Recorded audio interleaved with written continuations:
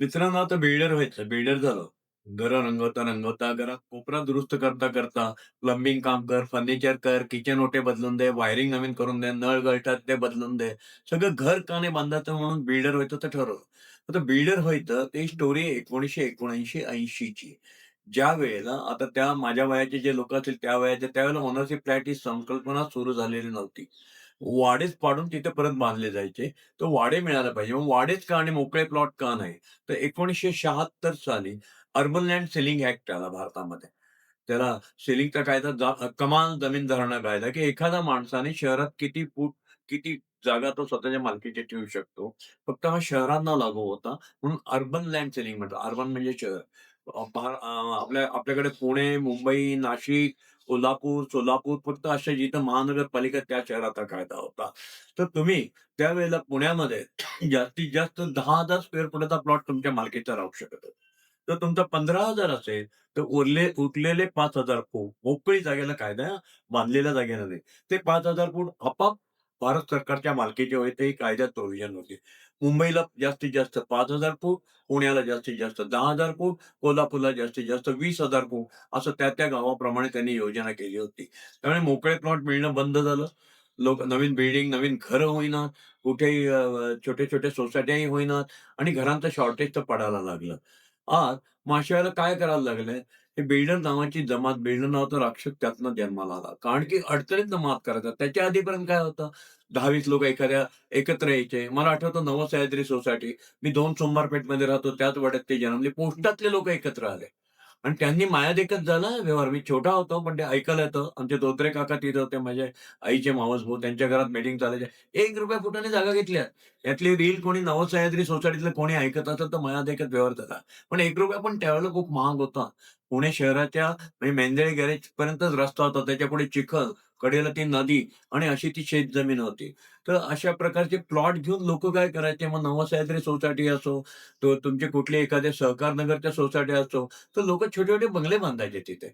पण या urban land ceiling ॲक्टमुळे तुम्हाला या अशा प्रकारच्या प्लॉट खरेदी-विक्रीवरच बंधनं आली. तुम्ही प्लॉट घेऊच शकत नव्हता. मग तुम्हाला अशा वेळेला जर घरं तर नव्याने निर्माण करायचे आहेत, तर वाडे पाडणं आणि बांधणं असंच सुरू झालं. मग त्या पेठांमधल्या वाड्यांमध्ये त्या पेठातला जो कोण बाहुबली असेल, नेता असेल, प्रसिद्ध व्यक्ती असेल, पैसेवाला असेल, त्यालाच तो वाडा मिळायचा. आता मला तर बिल्डरचे वाडे कुठनं शोधू? प्लॉट तर शक्यच नव्हतं आणि अर्थातच माझा आता रंगाचा बिझनेस सुरू होता. असं काही प्रचंड श्रीमंती नव्हती. कुठल्याही वाढत्या मुलाला जसे कपडे कमी पडतात, तसं ज्याचा रोज नवीन बिझनेस वाढतोय, रोज त्याला व्यवसाय वाढतोय, नवीन-नवीन कामं मिळतात. त्याला भांडवल कमीच पडलेलं असतं. कोणी जो बिझनेसमन रनिंगमध्ये असतो, जोरात असतो, प्रगती करत असतो, तो कधी लपवून ठेवलेलं गाठोडं त्याच्याकडे नसतं. तर चुकून त्याच्याकडे गाठोडं ठेवलेलं असावं तर समजायचं, हा काही बिझनेस चांगला करत नाही, हा नुसतं ओरबडतोय. तर ज्याला बिझनेस करायचा आहे, त्याला रोज पैसे लागतच असतात. आता आपल्याकडे पैसे तर लिमिटेड, वाडा तर घ्यायचा. तर वाडा कोण देणार? कारण कुठल्याही पेठेत गेलं, तर नवीन माणसाला वावच नव्हता. ही परिस्थिती 1979-80 ची होती. जवळ-जवळ अर्बन लँड सिलिंगमुळे त्या भागातले बरं घरमालक सुद्धा परक्या माणसाला कशाला वाडा देतील?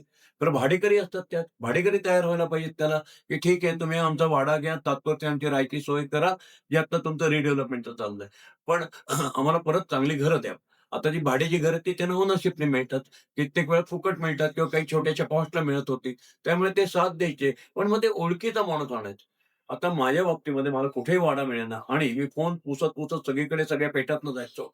माझ्या लक्षात आलं रास्ता पेठेमध्ये एक वाडा आहे. मी तुम्हाला वाड्याचा नंबर सकट सांगतो. 330 रास्ता पेठ मुदलियारांचा मालक होते तिथे. तो वाडा होता. तो जो वाडा होता, तो कोणी बिल्डर घेत नव्हते आणि त्यामुळे तो शिल्लक होता. का घेत नव्हते?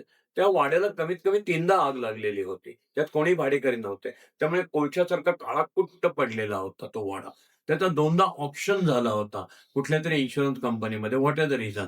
त्याच्यामध्ये अरे 2दा ऑक्शनात लिलावात गेलेला वाडा, आग लागलेला वाडा आणि तो भुतांचा वाडा अशी त्याच्याबद्दलची आख्यायिका होती, की अरे याच्यात भूत आहेत.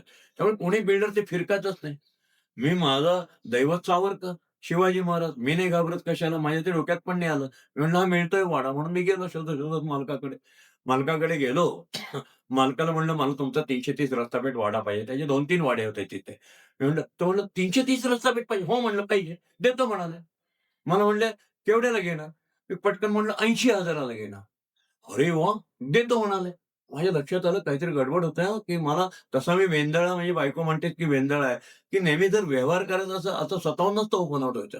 दुसरा कोणी हुशार याच्यात बिल्डर असता, काही असता, तर त्याला आधी तुमचा वाडाच निगेटिव्ह आहे, तो भुताचा वाडा म्हणून शिक्का आहे, आग लागलेला आहे साहेब, ते कसं विकलं जाईल माहीत नाही, तरी पण मी हिम्मत करून आलोय तुमच्याकडे आणि मग त्याच्यानंतर त्याला किंमत अशी काय पाडून मागायची किंवा त्याला बोलतं करायचं असतं. ते सगळं सोडून कारण मला आयुष्यात कधी खोटं जमलं नाही. मी हिशोब करून आलो, की तिथे काय फ्लॅट बांधले जातील, विकले जातील, काय रेट चाललाय, किती मिळायला पाहिजे. जो चांगल्या वाड्याचा दर आहे तोच मी दिला. माझ्या दृष्टीने तो वाडा चांगला आणि वाईट असा प्रकार माझ्या डोक्यातच नव्हता. 80,000 म्हणल्यावर तयार झाले. आता पुढे मी म्हटलं ते म्हणले, "पैसे कसे देणार?" आता इथे मी थोडंसं जागा झालो. अरे, आपण किंमत पण बहुतेक जास्त सांगितली, ज्यावर ते काही आडीवडीच घेतली. मला अशी अपेक्षा होती, की तो म्हणेल 80 कमी आहे, थोडे वाढवा जनरली. तर तसं काहीच झालं नाही. मग की "तू बाबा कसे पैसे देते?" इथं थोडं जागा झालो मी. "अरे, आपल्याकडे पैसे तर नाहीये. पैसे तर उभे करावे लागतील." मी म्हटलं, "ठीक आहे, निम्मे पैसे जे आहे ते तुम्हाला मी देतो. आता आपण साठेकत करू आणि उरलेले पैसे मी बिल्डिंग पूर्ण झाली बांधून ते तुम्हाला देतो." म्हटलं, "तेही चालेल." आता मी एकदमच खुश झालो. अरे 40,000 एक प्रकारे वाडा मिळाला. घरासाठी काडी काडी जमवतात माणसं. टुमदार स्वप्नात रंगतात माणसं. छान छान घरात राहतात माणसं. जेव्हा भेटतात घराला घरपण देणारी माणसं. घराला घरपण देणारी माणसं. DSK घराला घरपण देणारी माणसं.